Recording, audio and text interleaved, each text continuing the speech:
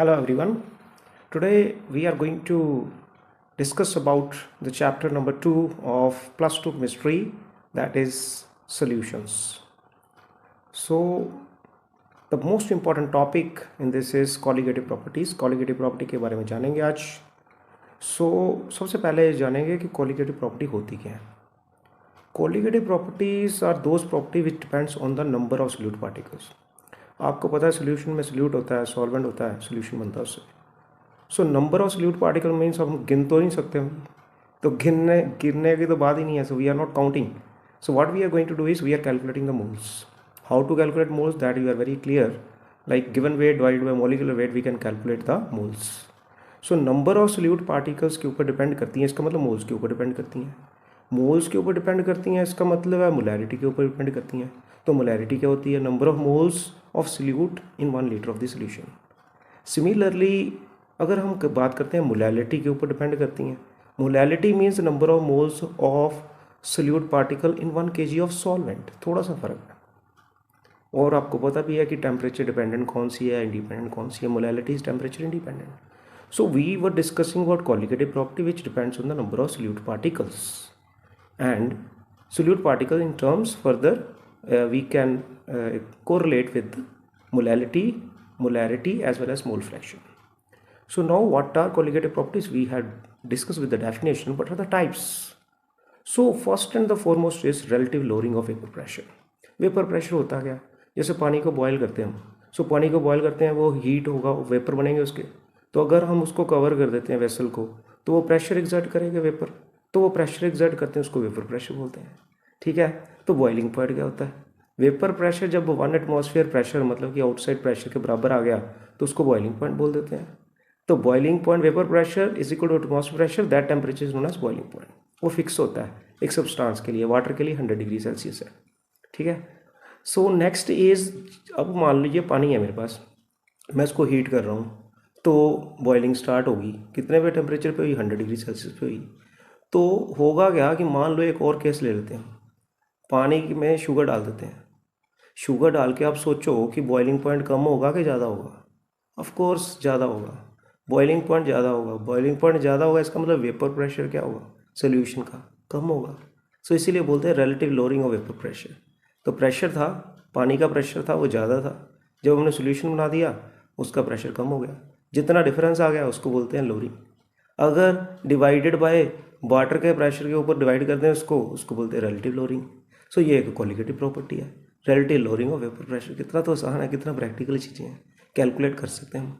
जो relative lowering of vapour pressure है वो किसके ऊपर डिपेंड करता है? वो डिपेंड करता है जी मोल फ्रैक्शन ऑफ. किसकी मोल फ्रैक्शन की? मोल फ्रैक्शन ऑफ सोल्यूट की. अभी इस केस में क्या डाला मैंने? शुगर डाली, तो शुगर सोल्यूट बन गया. सो मोल फ्रैक्शन ऑफ सोल्यूट, सो उसके ऊपर डिपेंड करती है relative lowering of vapour pressure. Right. उसके बाद आएंगे दूसरी प्रॉपर्टी के ऊपर, एलिवेशन बॉइलिंग पॉइंट. अभी हम डिस्कस किया है पानी का बॉइलिंग पॉइंट 100 डिग्री सेल्सियस है. 100 डिग्री सेल्सियस अगर आपने क्या किया, आपने शुगर डाल दी, उसमें शुगर डाल दी, क्या होगा? तो बॉइलिंग पॉइंट बढ़ गया, एलिवेशन हो गया.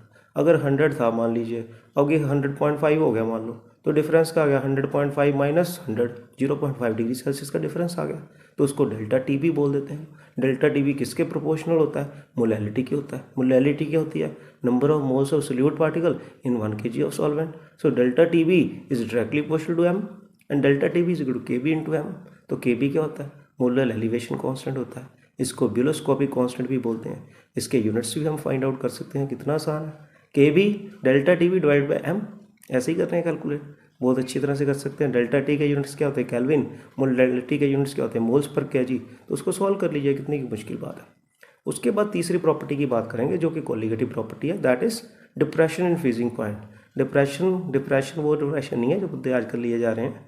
Depression in freezing point means पानी है, उसका फ्रीजिंग पॉइंट 100 डिग्री सेल्सियस है. मैंने उसमें नमक डाल दिया.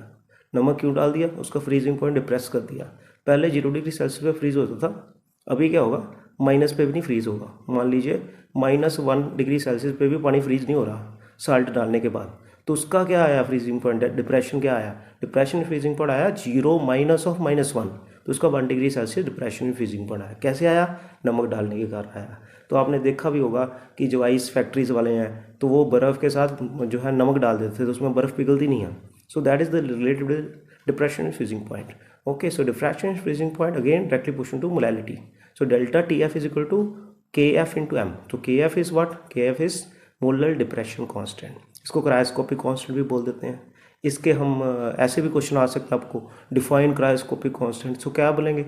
It is the cryoscopic constant is equal to depression in freezing point when 1 mole of solute is dissolved in 1 kg of solvent. तो ऐसे करके हम सॉल्व कर सकते हैं. हमने 3 प्रॉपर्टी अभी तक डिस्कस की हैं.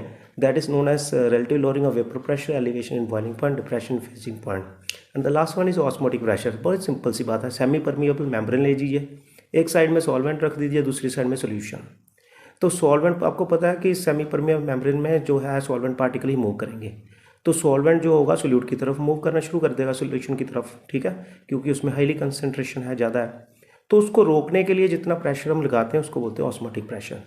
तो दोबारा बता रहा हूँ मैं, सेमी परमिएबल मेम्ब्रेन है, राइट साइड में मान लीजिए आपके पास सॉल्वेंट है और लेफ्ट साइड में सोल्यूशन है. सोल्यूशन तो मूव नहीं करेगा क्योंकि उसमें सोल्यूट पार्टिकल मूव नहीं करेंगे, सॉल्वेंट पार्टिकल ही मूव करेंगे. तो कहाँ से मूव करेंगे? सॉल्वेंट जो है सोल्यूशन की तरफ जाना चाहेगा.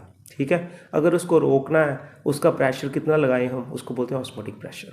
ठीक है, इसी का एक फंडामेंटल है ऑस्मोटिक प्रेशर. तो वो किसके ऊपर डिपेंड करता है? Pi is equal to CRT.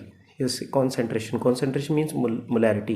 Molarity means moles of solute in 1 litre of solution. तो ये हमने 4 प्रॉपर्टी डिस्कस की हैं. मैं आपको फार्मूले दोबारा बता रहा हूँ. So very important things, very easy topic. This is solution. Solution is solute plus solvent is equal to solution. So बाकी और होते हैं होमोजेनियस, हेट्रोजेनियस, वो सारे सोल्यूशन है, डाइल्यूट, कंसनट्रेटेड, उसके पीछे नहीं जाएंगे हम कॉलिगेटिव प्रॉपर्टी के बारे में डिस्कस कर रहे थे. जो समरी आपको बता रहा हूँ मैं, colligative property as those property which depends on number of solute particles. Fine, that's one thing. Second thing is relative lowering of vapour pressure. So P naught minus PS divided by P naught is equal to mole fraction of the solute. What is mole fraction of solute? Moles of solute divided by total moles. Similarly, elevation in boiling point is also a colligative property, and that delta TB is equal to KB into M. So M is molality. What is molality? The number of moles of solute in 1 kg of solvent. Similarly, depression in freezing point. So what is depression in freezing point? Delta TF is equal to KF into M. M is what? Molality, number of moles of solute particles in 1 kg of solvent. Similarly, last is we are having osmotic pressure. Pi is equal to CRT. So C is what?